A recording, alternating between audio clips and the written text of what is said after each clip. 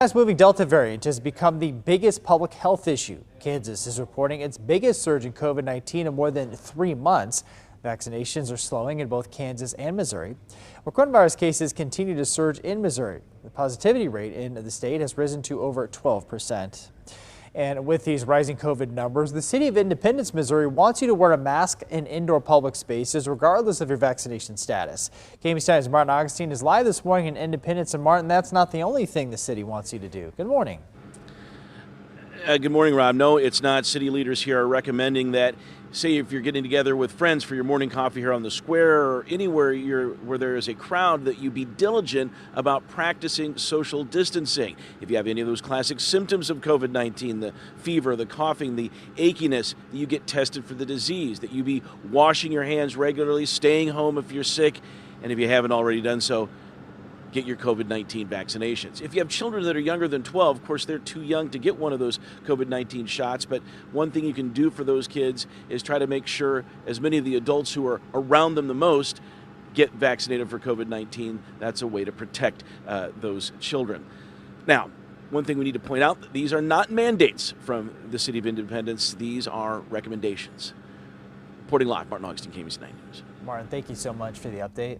Well, Douglas County, Kansas, is urging people to get the vaccine. The health department said on Friday that since July 1st, 73% of its COVID cases are those who have not been vaccinated. Now, 6 of those cases are kids who were too young to get the vaccine. Well, the health department says that no one who's vaccinated has been hospitalized due to COVID. Meanwhile, today in Johnson County, Kansas, the health department will be offering vaccines at DeSoto High School today. You can come by for a shot from 10:30 to 12:30 today, and you do not have to make an appointment.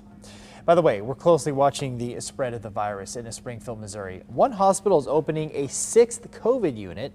Well, the chief administrative officer for Cox Health says that the hospital only needed 5 last year. The hospital has more than 133 COVID patients. Well, they say that this is due to low vaccination rates in many rural communities that do not have a hospital. And today, Pfizer is going to meet with health officials to talk about scheduling a 3rd dose. But do you need a booster shot for the COVID-19 vaccine? Our Jared Hill is on our Washington Bureau with a closer look at what health officials are saying. News of this meeting comes just a couple of days after Pfizer said that a 3rd dose would be needed about 12 months after the original shots. But federal health officials aren't quite set on a timetable. Certainly, it is entirely conceivable, maybe likely, that at some time we will need a boost. Right now, what the CDC and the FDA said in a joint statement is that at this time, we don't see the need for it. Dr. Fauci has said that the timeline for a booster could end up being different for people depending on age or other underlying health issues. But as of now, the vaccines are showing to still be effective.